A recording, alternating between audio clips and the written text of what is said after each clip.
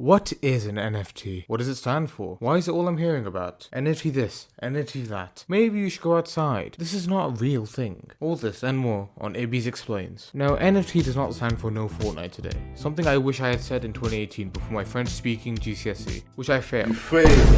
Look, je déteste le français parce que c'est très difficile.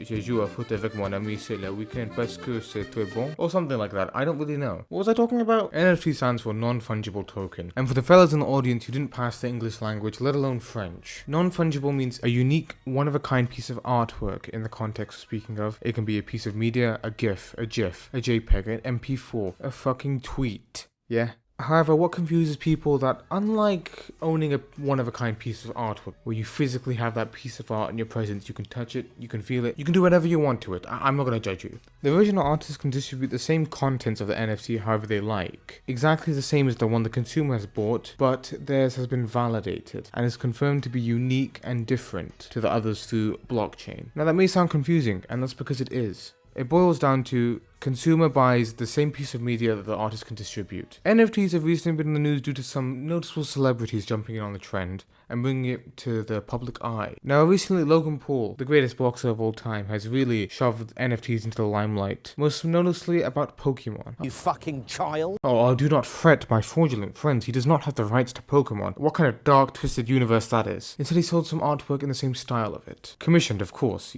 Come on, he's a YouTuber, do you think he's got any talent? But of course, you're thinking to yourself, Ibby, come on. People know, you can see the image before, there's no real difference between the NFT and the JPEG of the Pokemon image, right? How much money can he make for this? How much money can he make off selling air? 5 million. 5 million fucking dollars. For this. I got this for free with a Google search. We get the same value. What are you doing? I mean, you've seen the image before you've bought it, and you've still decided to drop a bag on it. There will be people listening to this thinking, oh, but maybe NFTs are like Bitcoin. They may go up in value.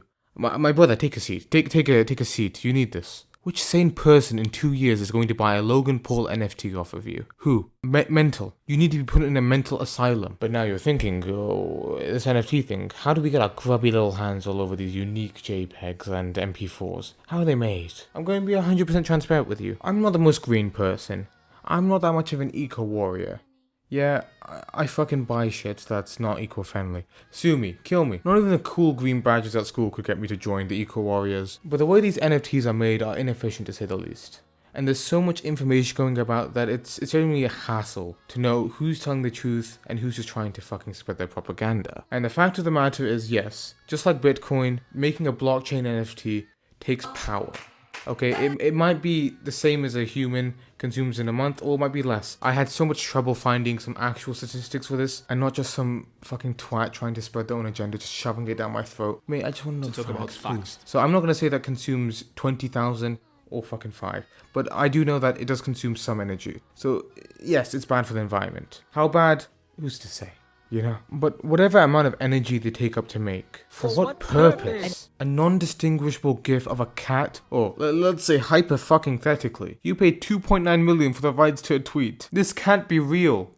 You're not paying actual money for a fucking JPEG of a tweet. What is this? But let's say you're still behind NFTs. You know, this whole eco thing, it's not really your jazz, it's not your thing. How do you feel about theft and a burglary? Someone coming in, getting your original content and just stealing it, ripping it right from your nightstand, you know? Because this is the internet and it's littered with absolute troglodytes who would do anything just to get their hands on a little bit more green. And remember, when I was talking about how NFTs are meant to be from the original artist or creator, essentially buying it off of them. Yeah, people have been reselling other people's work as their own. And a major point in support of NFTs would be that you can actually help your favorite artists and creators keep doing what they're doing. And what people are doing here is just devaluing that. The one shred of good thing that NFTs had, fucking ripped from it. You know what, maybe you agree with stealing other people's work. You're a horrible human being. But how do you feel about hypocrisy? You know, saying one thing then doing the other. Popular band Gorillaz recently released their own batch of NFTs. You know, now to the common mind, you're just hearing more noise and more buzz about it, but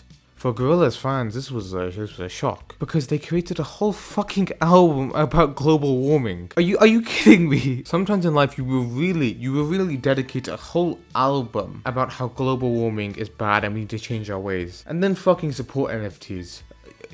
come on now, dog. And now some diehard fans will be like, oh, but what if they didn't know the environmental impact? Well, that's almost worse. They don't look into the companies they're dealing with. It just shows they don't care. They're just in it for the bag. They don't research the brands that they're actually working with. They don't care. It's just the sheer hypocrisy of the situation just sums up NFTs for me. Now all this, how NFTs are essentially useless in any real practical situation, how they hurt the environment, and how even if you think you are supporting your favorite creator by buying their NFT, you might not even be, all begs the question, what's the point?